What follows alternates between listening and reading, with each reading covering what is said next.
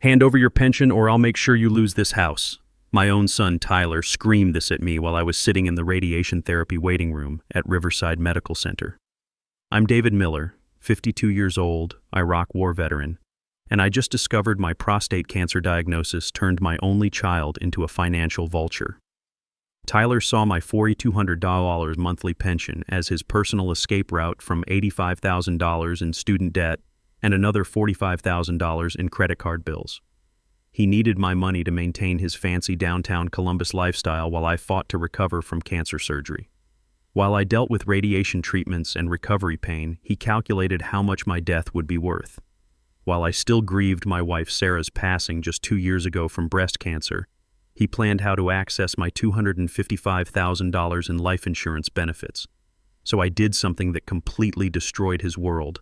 I vanished with one suitcase and left him scrambling like a rat in a maze. The panic calls I received the next morning were absolutely priceless. You know what's really twisted about family? Sometimes the people who should have your six are the ones planning to put a knife in your back. If this hits close to home, I'd love to hear your story too.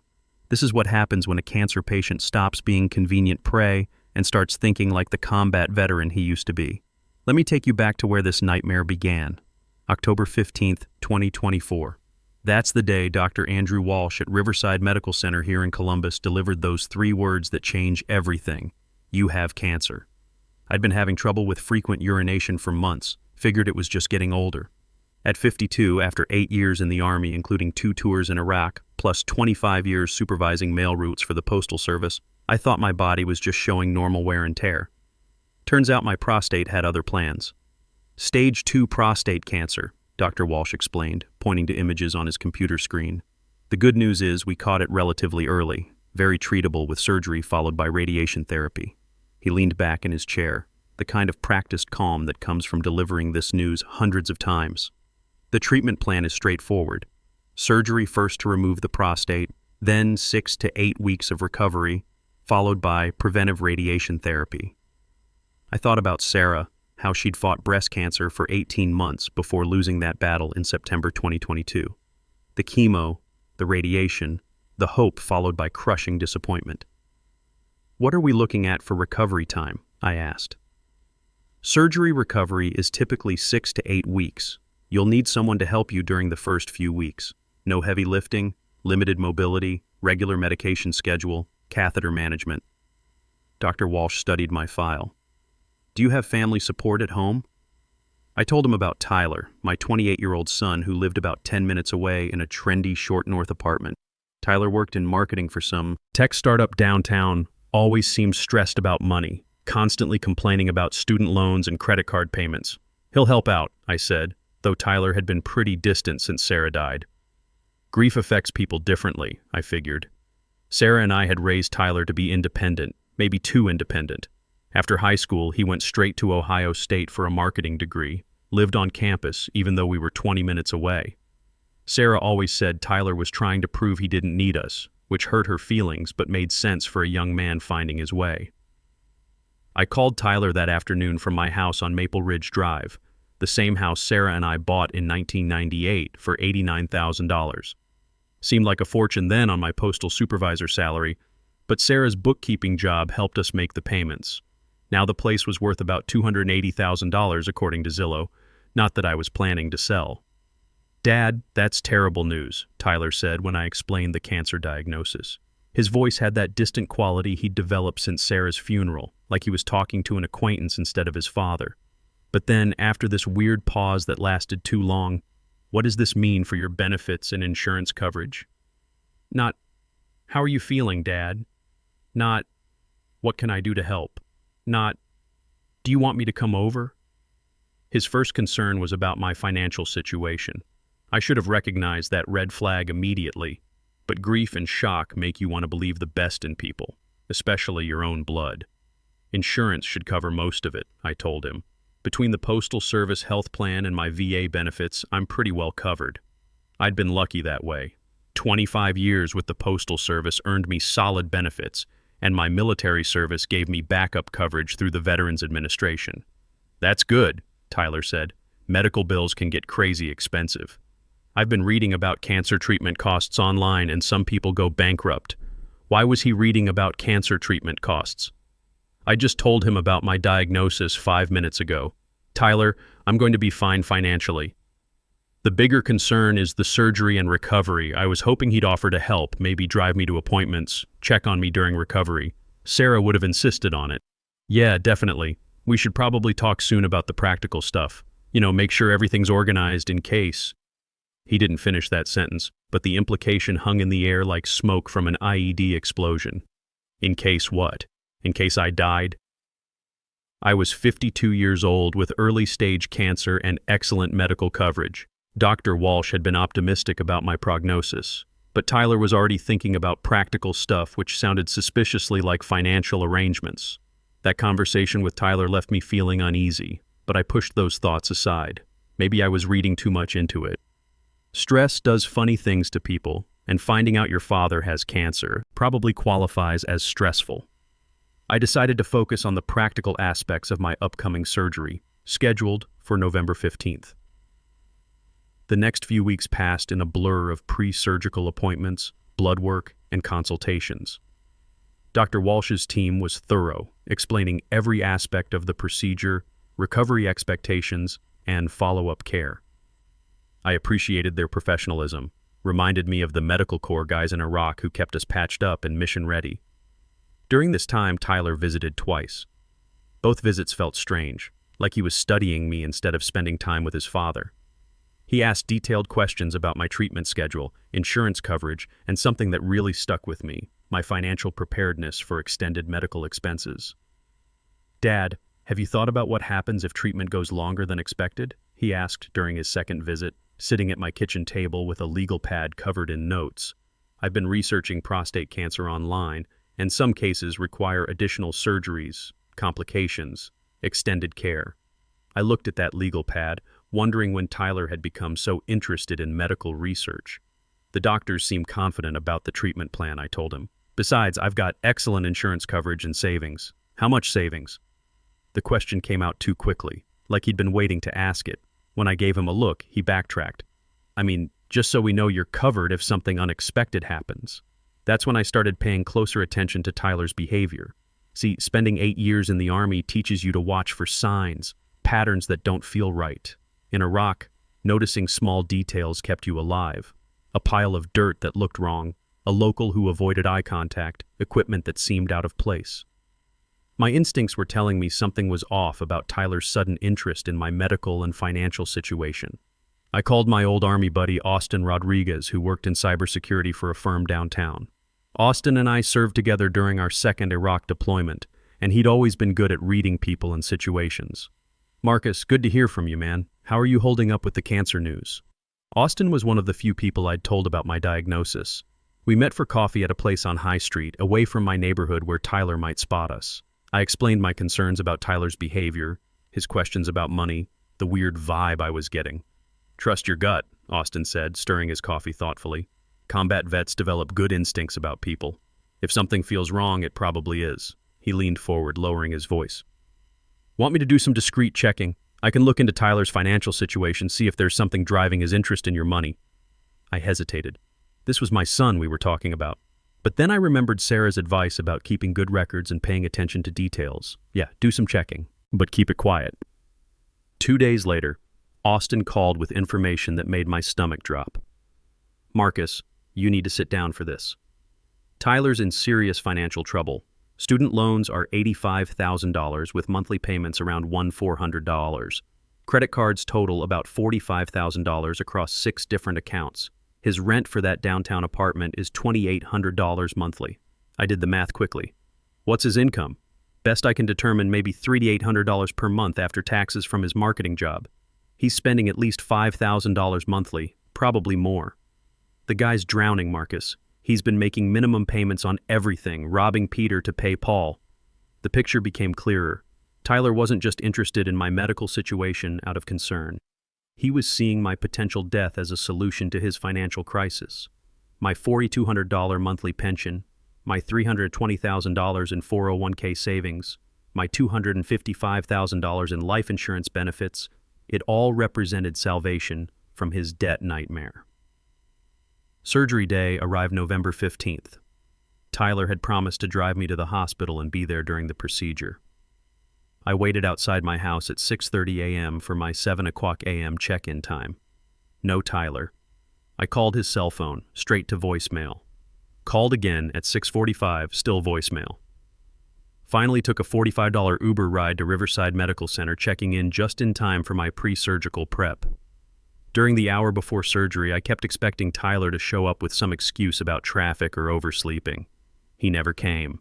The surgery went well, according to Dr. Walsh. We got clean margins, no complications. Everything looks very good, he told me in recovery. You'll need to take it easy for the next 6 to 8 weeks, but your prognosis is excellent. I spent 2 nights in the hospital. Tyler never visited, never called. When I got home Friday afternoon, there was a text message waiting. Sorry I missed the surgery, work emergency came up. Hope everything went okay. We'll check on you soon. A work emergency that lasted 3 days? At a marketing startup? I was starting to understand that Tyler's priorities didn't include his father's well-being. The first week of recovery was brutal. Catheter, pain medication every 4 hours, couldn't lift anything heavier than a coffee cup, needed help with basic tasks like grocery shopping and household chores. Other guys in my VA support group had family members bringing meals, helping with errands, providing emotional support during the tough days. I had frozen dinners, delivery pizza, and the growing realization that Tyler saw my cancer as an opportunity rather than a crisis requiring family support.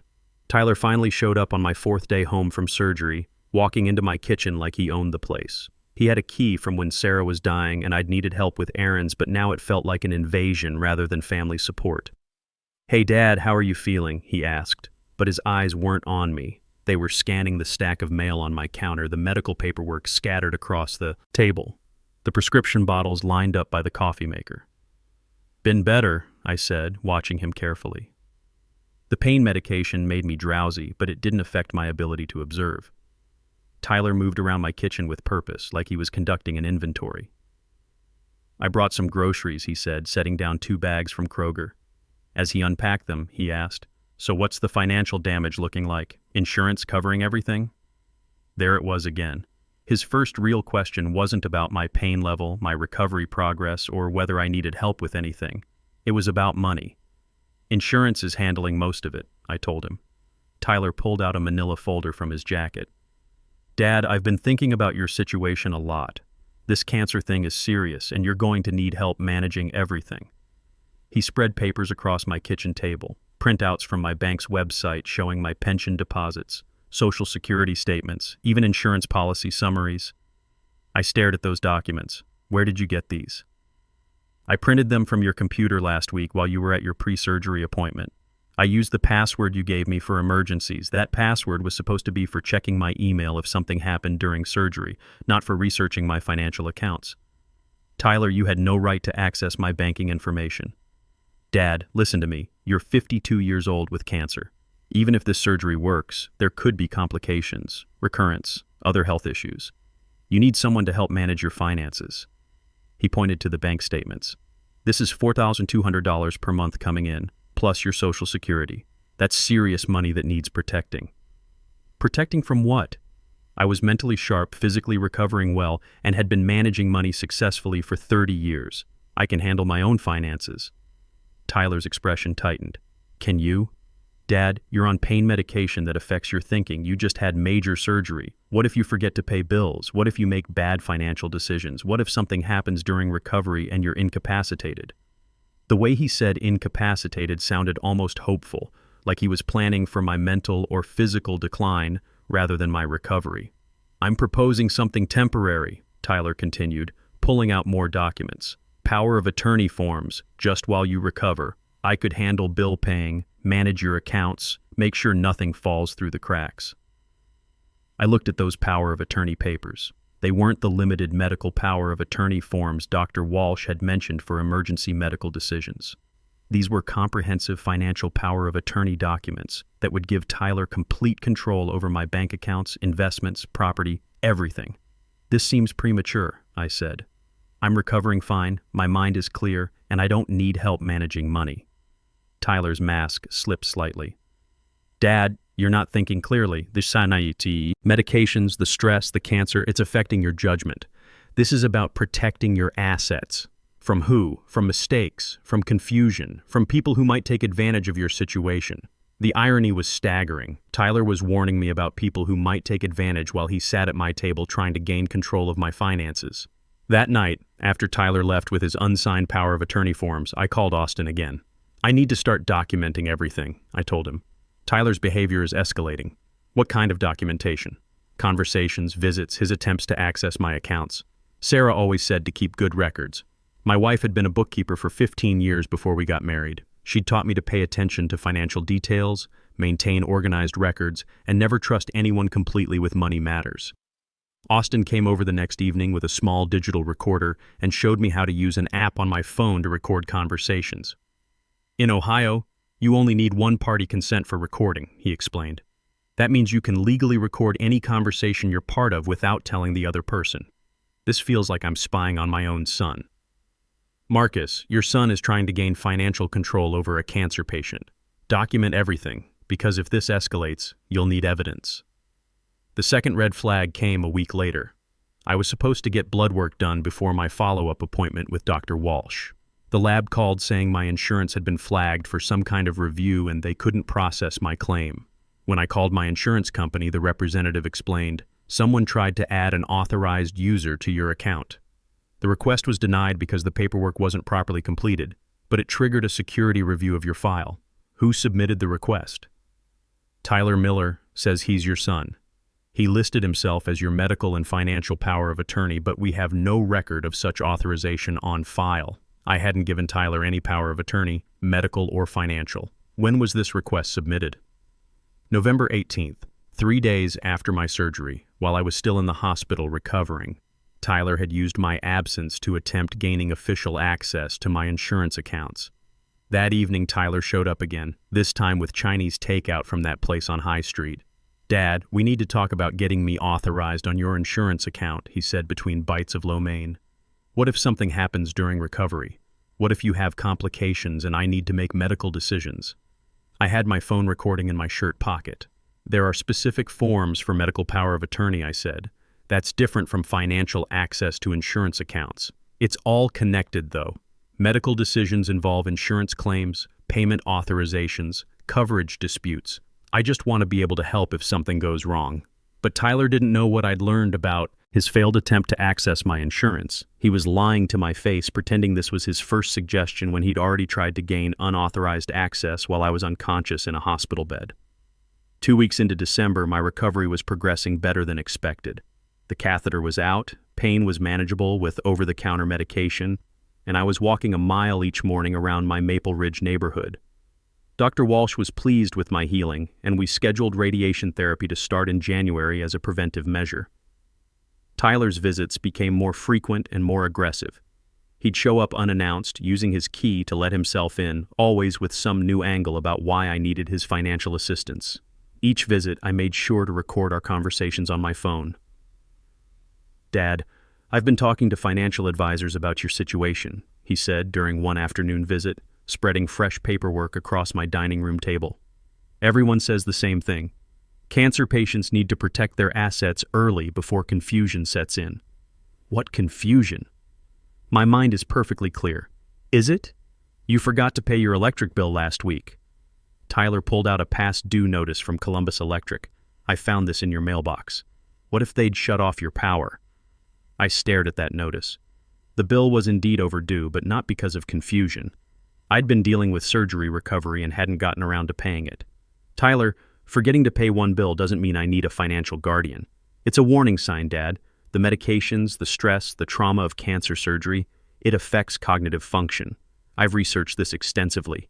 He had research papers printed from medical websites, highlighted sections about chemotherapy brain fog and medication side effects. The problem was, I wasn't taking chemotherapy. My treatment plan was surgery followed by radiation, not the aggressive chemo protocols that can affect memory and thinking. Tyler's research was about the wrong type of cancer treatment, but he was presenting it like expert medical advice. "These studies don't apply to my situation," I pointed out. "Cancer is cancer, Dad. Look at what happened to Mom." Tyler's voice got emotional, which felt manipulative given the context. Sarah started forgetting things, making bad decisions with money toward the end. You said so yourself. That was a low blow. Sarah had been on heavy pain medication and chemotherapy for months before she died. Her confusion was a result of aggressive end-stage treatment, not early-stage cancer like mine.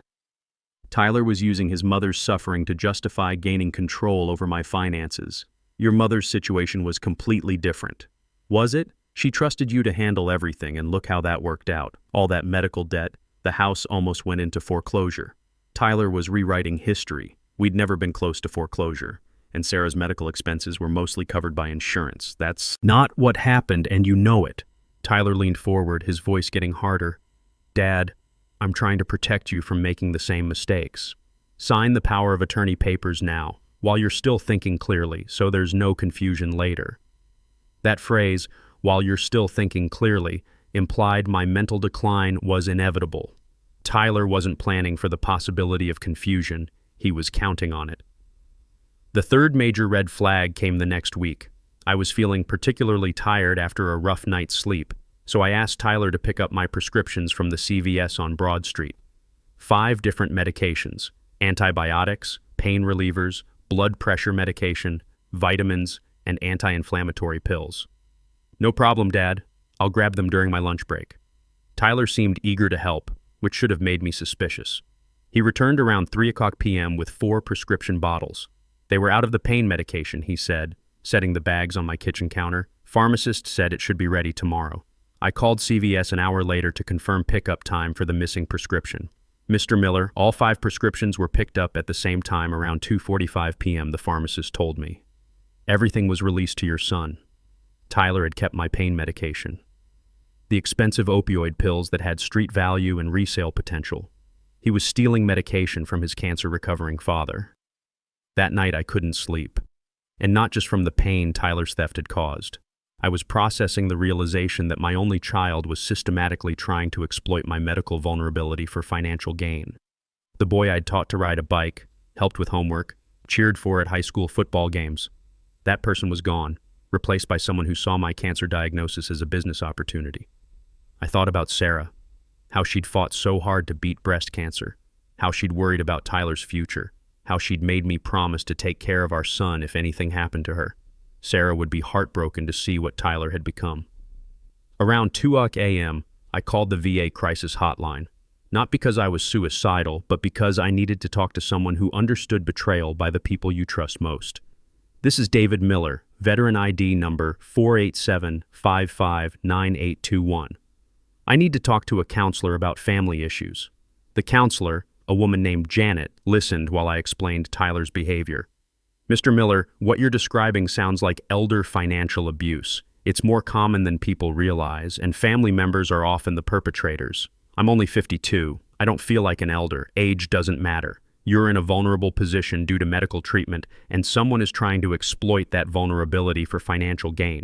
That's abuse, regardless of your age or family relationship. Janet connected me with resources, including Adult Protective Services and Legal Aid Services that specialized in financial elder abuse. Document everything, she advised. Dates, times, conversations, any attempts to access your accounts or gain control of your finances. I was already doing that, thanks to Austin's advice and Sarah's influence about keeping good records. But hearing it from a professional counselor made me realize this wasn't just family conflict. It was potential criminal behavior that needed official intervention. The next morning, I contacted Adult Protective Services and spoke with Lisa Parker, a caseworker who specialized in financial abuse cases. She agreed to meet at my house that afternoon to discuss Tyler's behavior and review my documentation. Lisa arrived at 2:00 p.m., a professional woman in her 40s who immediately put me at ease. Mr. Miller, I've handled hundreds of these cases. What you're describing follows a very predictable pattern of financial exploitation. I showed her my notebook with dates, times, and descriptions of Tyler's visits. I played several recorded conversations where Tyler pressured me about power of attorney and financial control. Lisa listened carefully, taking notes. This is excellent documentation, she said. Most people don't think to record conversations or keep detailed records. Your military and postal service background is showing. She reviewed the insurance company paperwork about Tyler's unauthorized access attempt. This alone constitutes attempted fraud. What are my options? Several. We can open an official APS investigation, which creates a legal record. We can refer this to law enforcement for potential criminal charges. We can help you obtain a protective order to limit Tyler's access to you and your property. Lisa closed her notebook. But I suspect Tyler will escalate his behavior before backing down. People this desperate usually don't stop until they're forced to stop. That prediction proved accurate sooner than expected. 3 days later, Tyler showed up at my house around dinner time, but his demeanor was different. He seemed agitated, almost frantic. "Dad, we need to settle this financial situation tonight," he said, barging past me into the living room. "I can't wait any longer for you to see reason." I activated the recording app on my phone. "What's the rush, Tyler? I'm in trouble, serious trouble." For the first time, Tyler's mask completely dropped. "I owe people money, Dad. Dangerous people. If I don't pay them soon, I'm going to lose everything." "What kind of people?" Tyler paced around my living room like a caged animal. "Credit card companies, student loan services, and some guys who loan money when banks won't." The way he said some guys made it clear we weren't talking about legitimate financial institutions. "How much do you owe these people?" "Total? About $150,000. Maybe more." Tyler's voice cracked. "My credit cards are maxed, student loans are in default, and the private lenders want their money now. They've threatened to garnish my wages, repossess my car, evict me from my apartment." The math didn't work. Earlier, Austin had found about $130,000 in debt. Either Tyler had been hiding additional debts, or the situation had deteriorated rapidly with penalties and interest. "They're threatening more than financial action, aren't they?" I asked. Tyler's eyes widened. "How did you know?" "Because legitimate lenders don't make people this desperate. You borrowed money from loan sharks, didn't you?" Tyler collapsed into Sarah's old chair, the one she used to sit in while doing bookkeeping for her clients. "I needed money to make payments on everything else. These guys seemed reasonable at first, low interest, easy terms. But when I couldn't pay them back, they threatened violence. They said I had 2 weeks to come up with $25,000, or they'd start with my kneecaps and work their way up." Tyler looked at me with desperate eyes. "Dad, I need your help. I need access to your pension, your savings, something to get these people off my back." There it was. Tyler's sudden interest in my finances wasn't just greed or opportunism. He was in genuine danger from violent criminals, and he saw my money as his salvation. "Tyler, even if I wanted to help, $25,000 won't solve your problem. You just said you owe $150,000 total, but it would buy me time to figure out the rest.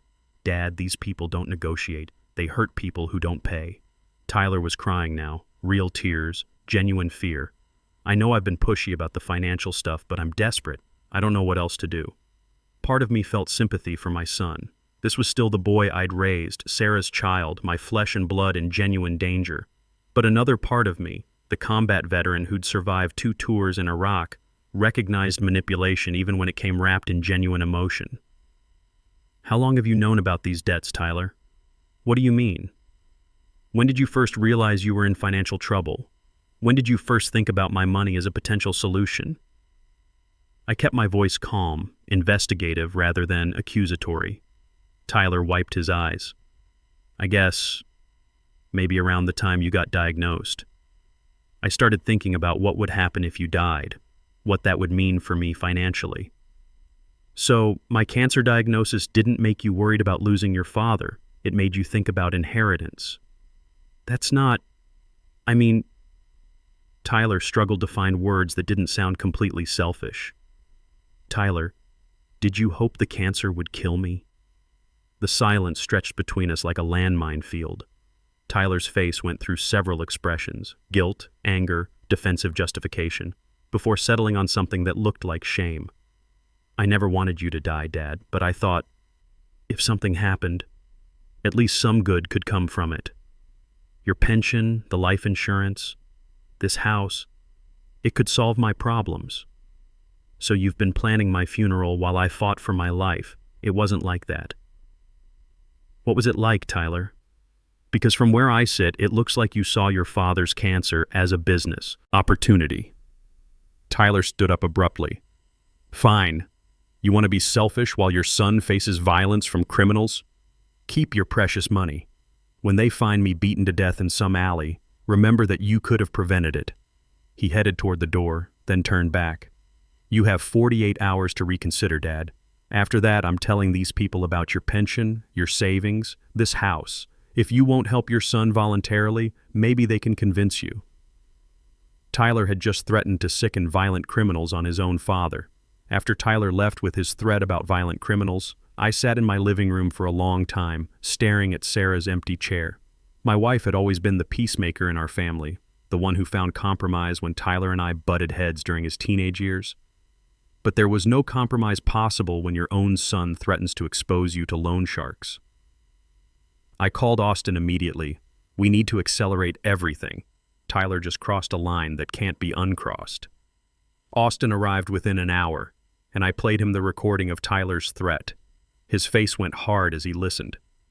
Marcus, this isn't just financial abuse anymore. This is extortion with threats of violence.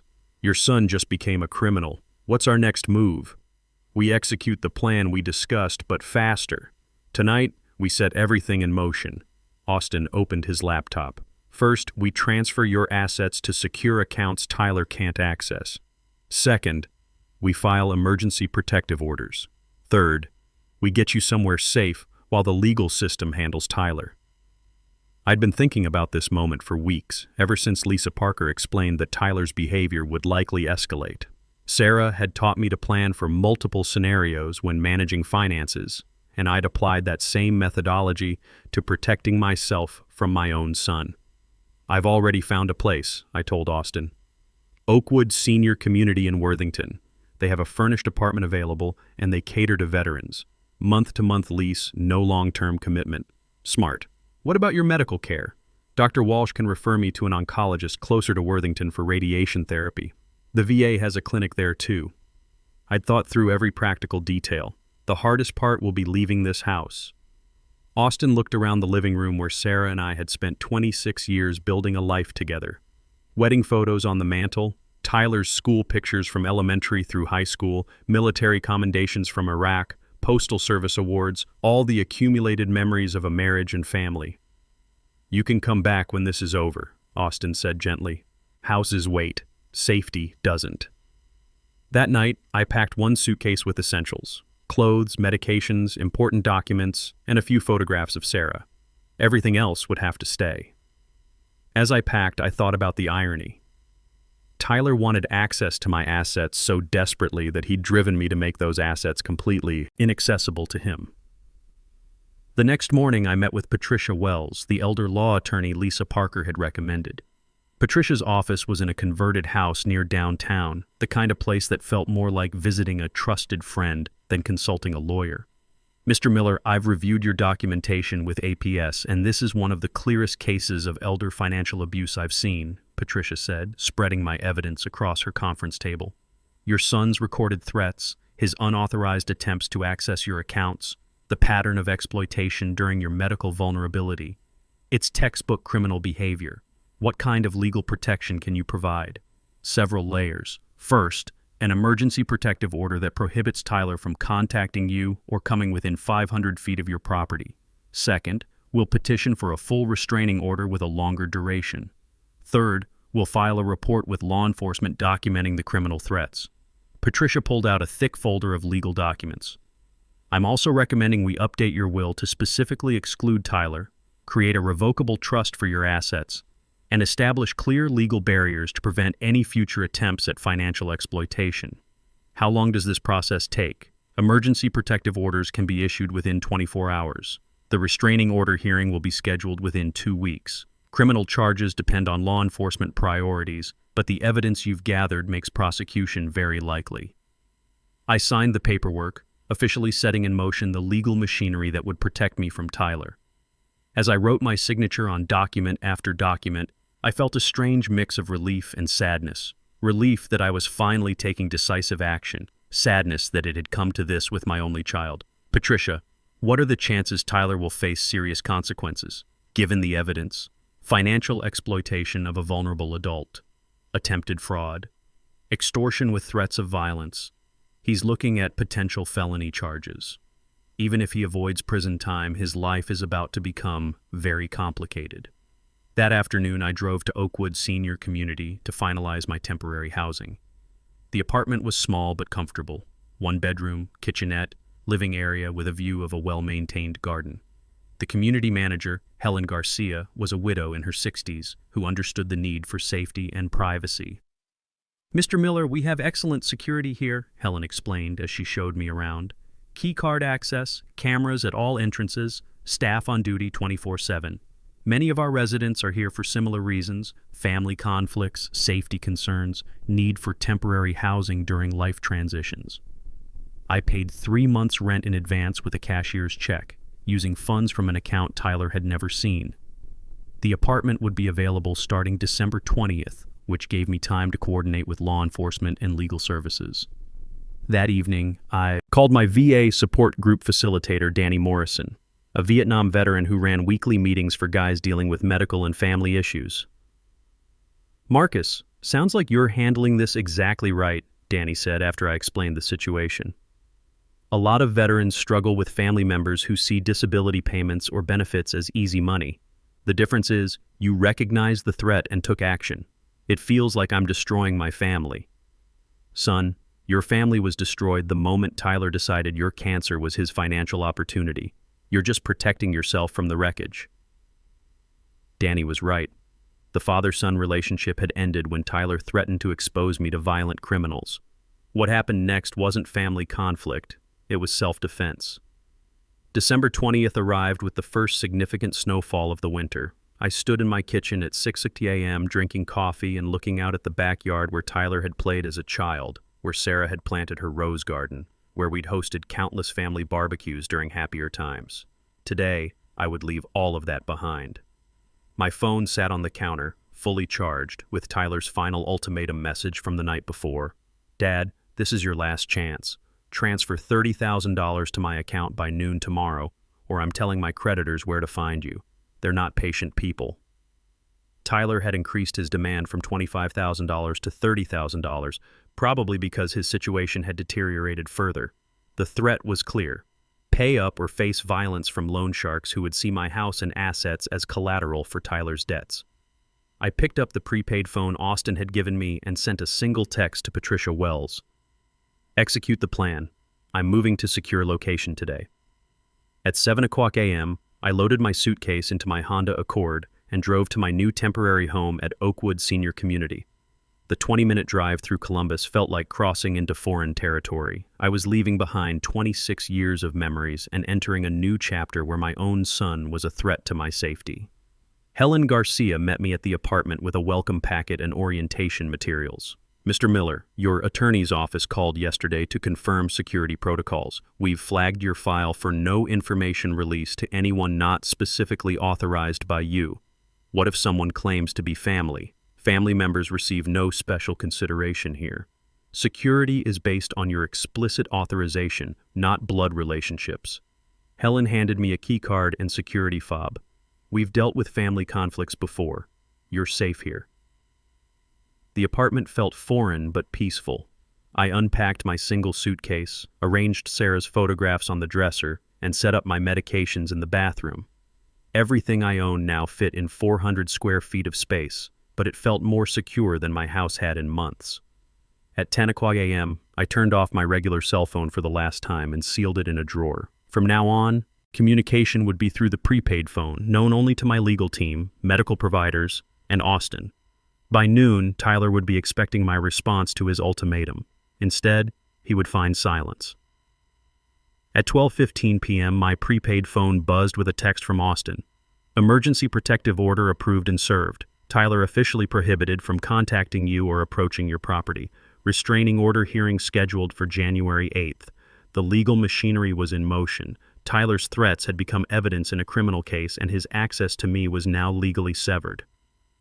At 1:30 p.m., Austin called with an update.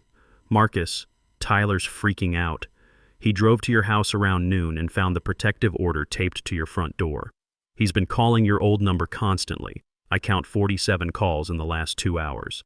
Any sign of these mysterious creditors? That's interesting. I've been monitoring Tyler's movements through some discreet channels, and I don't see evidence of loan shark surveillance or threats. I think Tyler exaggerated the danger to manipulate you. That possibility had occurred to me. Tyler was definitely in debt, but the violent criminals might have been largely fiction designed to create urgency and fear. Either way, his willingness to threaten me with violence, real or imagined, proved he'd crossed every moral boundary.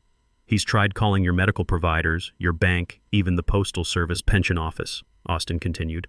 Patricia's office sent legal notices to all of them about the protective order and unauthorized contact attempts. At 3:00 p.m., I received my first direct contact from Tyler since disappearing. He'd somehow obtained my address at Oakwood and showed up at the main entrance demanding to see me. Security called me for authorization. "Mr. Miller, there's a young man here claiming to be your son. He says there's a family emergency and he needs to speak with you immediately. His name is Tyler Miller, and he's subject to a protective order that prohibits him from contacting me. Please call Columbus Police and report a violation of the protective order." "Understood, sir.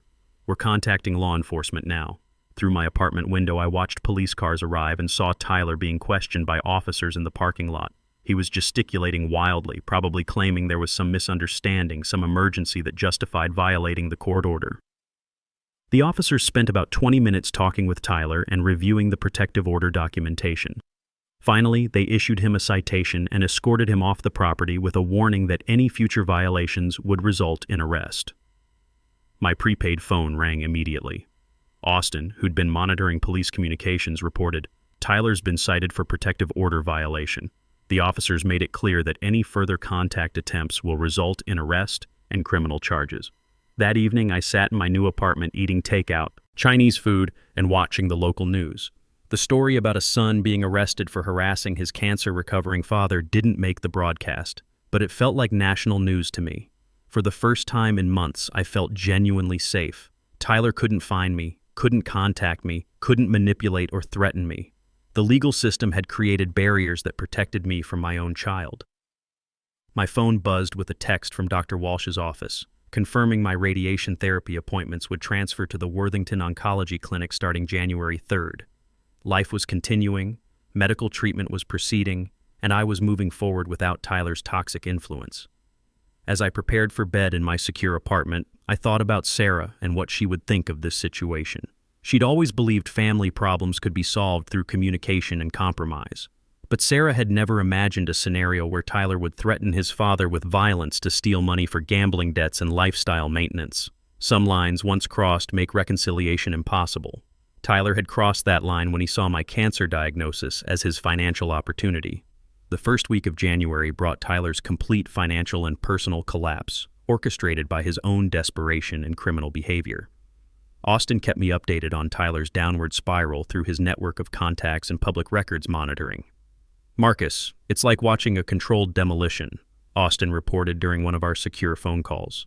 Tyler's landlord filed eviction papers December 28th. His BMW got repossessed from his office parking lot on January 2nd. His credit cards are all in default, and his employer put him on probationary status after the protective order violation showed up in a background check update.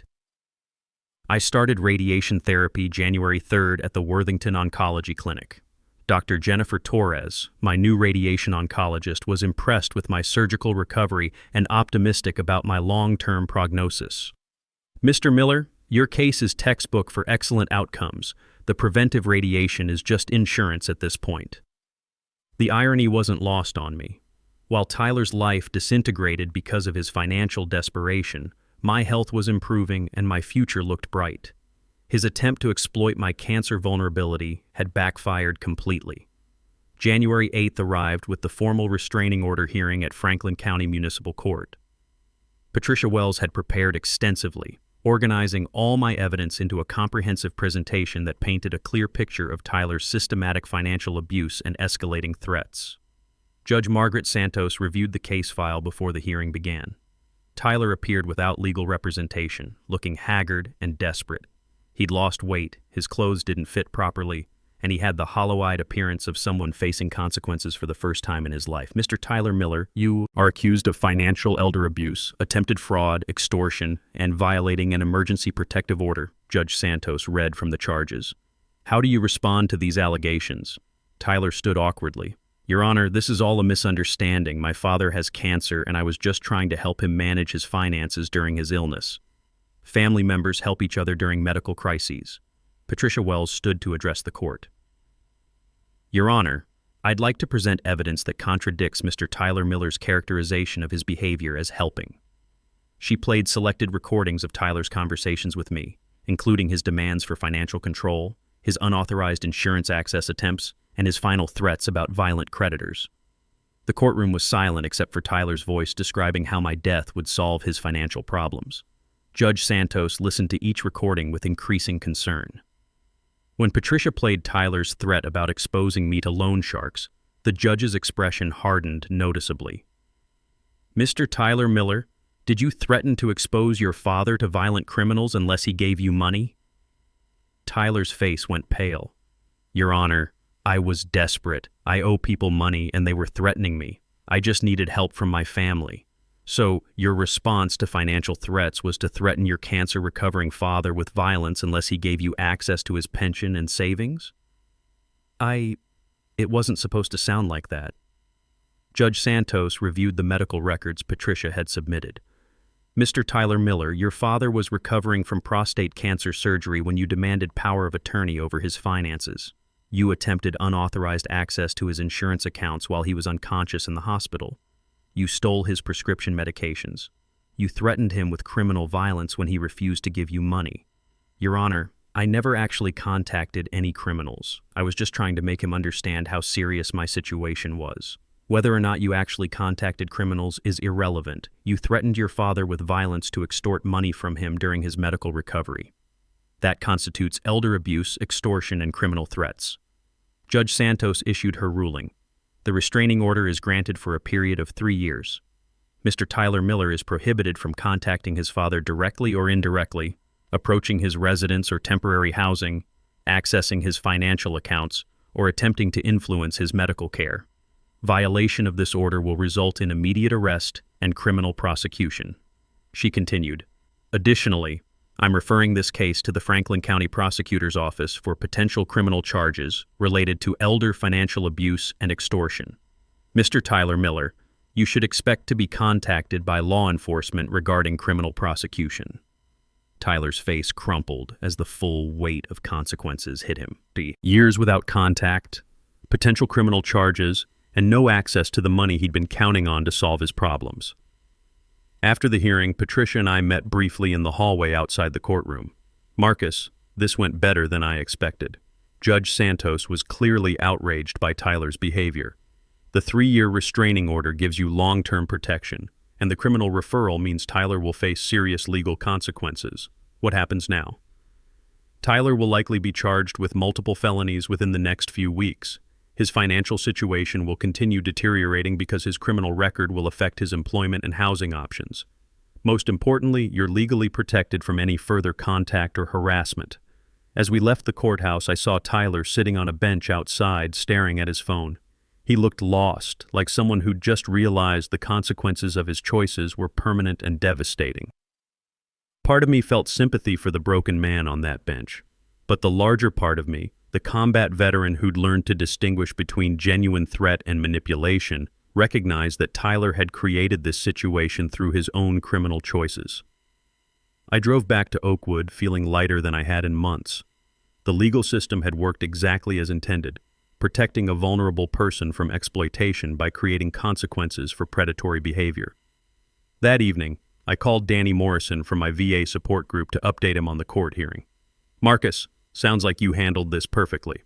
A lot of guys in your situation would have given in to family pressure and ended up financially ruined. I almost did give in. If not for Sarah's training about keeping good records and Austin's help with documentation, Tyler might have succeeded. The difference is, you recognized the threat and took action. Tyler learned that cancer patients aren't easy prey when they fight back. 3 months after the restraining order hearing, I received the news I'd been hoping for but hardly dared expect. Dr. Torres called me into her office at the Worthington Oncology Clinic with my latest test results. Marcus, I have excellent news. Your PSA levels are undetectable, radiation therapy response has been perfect, and your latest scans show no evidence of cancer anywhere in your body. She smiled broadly. You're officially in complete remission. Complete remission. The words I'd dreamed of hearing since that October day when Dr. Walsh first said cancer. I thought about Tyler's prediction that my illness would worsen, his assumption that my death was imminent and profitable. Instead, I was healthier at 52 than many men my age who'd never faced cancer. What does this mean for my long-term outlook? With your type of prostate cancer, caught at your stage, with your response to treatment, you have an excellent chance of living a normal lifespan. We'll monitor you regularly, but I expect you to be around for many decades to come. Decades. Not the months Tyler had been counting on for his inheritance timeline. I drove back to Oakwood thinking about the irony. Tyler had been so focused on my death that he'd completely missed my life, my recovery, my future. My mailbox contained a letter from Patricia Wells with updates on Tyler's legal situation. The Franklin County prosecutor had filed formal charges: elder financial abuse, felony, attempted fraud, felony, extortion, felony, and criminal threatening, misdemeanor. Tyler's trial was scheduled for June. The letter included additional information that painted a complete picture of Tyler's downward spiral. He'd been evicted from his downtown apartment and was currently living in a shared house near Ohio State University with 3 college students. His BMW repossession had destroyed his credit score, making him unable to get approved for another car loan. He was working reduced hours at his marketing job because the pending criminal charges made him ineligible for client-facing roles. Most significantly, Adult Protective Services had closed their investigation with a finding of substantiated financial exploitation, creating a permanent record that would affect Tyler's ability to work in financial services, healthcare, or any field requiring background checks. Patricia's letter concluded with personal news that surprised me. Tyler has enrolled in a financial counseling program through his employer's assistance program. Whether this represents genuine recognition of his problems or damage control for his job, I can't say. But it's something. That evening, Lisa Parker from APS called with her final case update. Mr. Miller, I wanted to let you know that your case has become a training example for new caseworkers. Your documentation, your systematic approach to gathering evidence, your cooperation with law enforcement, it's exactly how these situations should be handled. Has Tyler made any attempts to contact me? None that we're aware of. The restraining order seems to be working as intended. He's facing serious consequences, but he's complying with the court order. Lisa, can I ask you something? Do you think he'll ever change? Lisa paused thoughtfully. In my experience, people who exploit family members during medical crises fall into 2 categories. Some recognize they've crossed moral boundaries and work to rebuild trust over years of changed behavior. Others continue seeing themselves as victims of circumstances rather than consequences of choices. Which category does Tyler fit? Time will tell. Right now, he's dealing with immediate consequences: criminal charges, financial ruin, damaged relationships. Real change comes when someone accepts responsibility for their choices rather than blaming external circumstances. After hanging up, I walked through the community garden at Oakwood, thinking about family, forgiveness, and the future. Many residents here had similar stories: adult children who saw inheritance. Before relationship, families torn apart by money that seemed more important than time. But I'd also met residents with stories of reconciliation. Children who'd hit rock bottom, gotten help, and rebuilt trust slowly over years. George Miller in apartment 3B had reconciled with his daughter after she stole $15,000 from him for drug addiction. It took 4 years of her consistent sobriety and changed behavior before he trusted her again. Recovery was possible. Forgiveness was possible. But trust would have to be earned back one day at a time, and Tyler would have to prove through actions, not words, that he'd become someone worth reconciling with. My phone buzzed with a text from Jennifer Torres, my radiation oncologist. Marcus, thinking of you after today's good news. How are you celebrating? Cancer-free for 6 months and living my best life, I texted back. Thank you for excellent care. Any contact from Tyler? No, and that's wonderful too. As I prepared for bed in my comfortable apartment, I thought about Sarah and what she would think of this outcome. She'd always believed in second chances, in the possibility of redemption, in family bonds that could survive almost anything.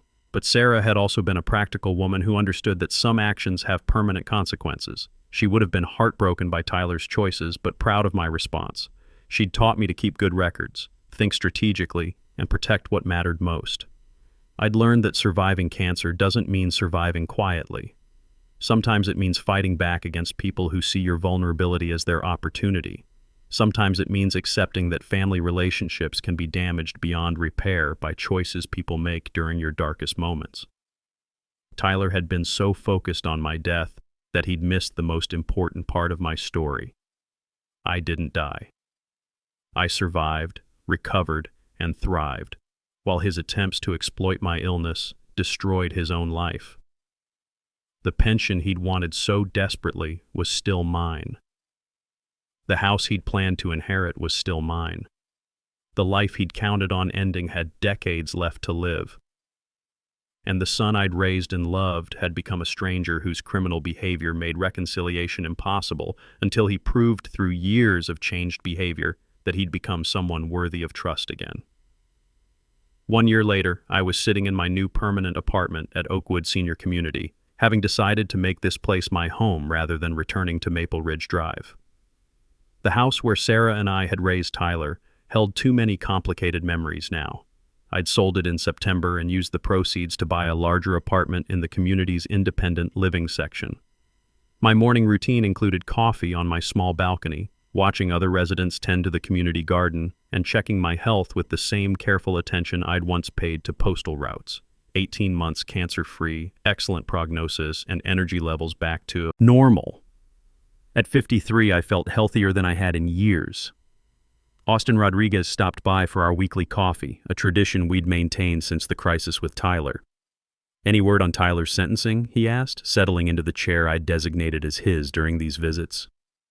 "Patricia called yesterday. Tyler pled guilty to all charges in exchange for 18 months probation, 500 hours community service, and mandatory financial counseling." I handed Austin the letter from the prosecutor's office. "No jail time, but he's got a felony record now." "How do you feel about that?" I'd been asking myself the same question. Part of me wanted him to face serious prison time for what he did, but another part recognizes that Tyler destroyed his own life more effectively than any court sentence could have. The facts supported that assessment. Tyler had lost his marketing job when the felony conviction became final. His shared housing arrangement had fallen apart when his roommates learned about his criminal record. He was currently living in an efficiency apartment in a rough part of town, working part-time at a call center, and dealing with the long-term consequences of financial and criminal records that would follow him for years. "Any chance of reconciliation?" Austin asked. "He'd have to earn it, and I'm not sure Tyler understands the difference between earning forgiveness and expecting it." I showed Austin a letter I'd received 2 weeks earlier. Tyler wrote asking if we could put this behind us and move forward as family. No acknowledgement of what he did wrong, no recognition of the damage he caused, just an expectation that time would heal everything. Austin read Tyler's letter, which was carefully worded to avoid admitting guilt while expressing general regret about family conflicts and misunderstandings. It was the letter of someone still trying to manipulate rather than someone genuinely seeking redemption. "Sarah would have wanted me to forgive him," I continued, "but she also would have expected Tyler to earn that forgiveness through changed behavior over time, not through a carefully crafted letter designed to minimize his responsibility." My phone rang with a call from Dr. Torres. "Marcus, your latest test results are perfect. PSA undetectable, all markers normal. I'm moving you to annual checkups instead of every 6 months. Annual checkups. Another milestone in my recovery, another sign that cancer was becoming a memory rather than a current threat." After hanging up, I thought about Tyler's assumption that my illness would progress rapidly, providing him with inheritance access within months. Instead, I had decades of healthy life ahead of me. The pension he'd wanted so desperately would continue flowing to me, not him. The life insurance he'd counted on would remain uncollectible. The assets he'd tried to steal were secure in accounts he couldn't access. "You know what's really twisted?" I told Austin. "If Tyler had just been a decent son during my cancer treatment, driven me to appointments, helped with errands, provided emotional support, I probably would have helped him with his financial problems eventually. Not given him everything, but helped. Instead, he tried to steal it all, and ended up with nothing. Worse than nothing. He lost his father, his inheritance rights, his clean criminal record, his career prospects, his housing stability, all because he saw my cancer as his financial opportunity, instead of a time when families should support each other." That afternoon, I attended my monthly VA support group meeting. Danny Morrison had asked me to share my story with new members, guys dealing with family members who saw disability payments or medical vulnerability as exploitation opportunities. The most important thing I learned, I told the group, is that you have more power than you think when family members try to exploit your medical situation. Document everything, trust professionals, take legal action when necessary, and never forget that your life belongs to you, not to people who are waiting for it to end. After the meeting, a younger veteran named Carl Stevens approached me. "Mr. Miller, my brother's been pressuring me about my disability payments since I got back from Afghanistan.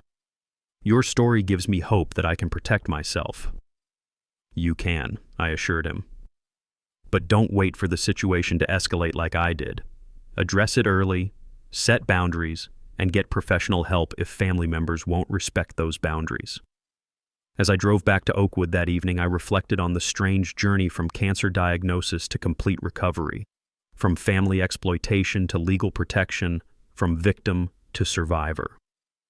Tyler had tried to turn my medical crisis into his financial salvation, but ended up destroying his own life instead. The most devastating irony was that Tyler's plan had been based on a fundamental miscalculation. He'd assumed my cancer would kill me quickly, making my assets available to solve his problems. Instead, I'd beaten cancer, lived to enjoy my money, and removed him from any inheritance consideration. If you're watching this and dealing with family members who see your medical challenges as their financial opportunities, remember this story. You have more power than they want you to believe. Your vulnerability doesn't make you prey, it makes you someone worth protecting. Document everything. Trust professionals. Fight back when necessary. And never let anyone convince you that family loyalty requires accepting financial exploitation. Let me know in the comments where you're watching from and what you would have done in my situation. Because sometimes, the best revenge is simply living well.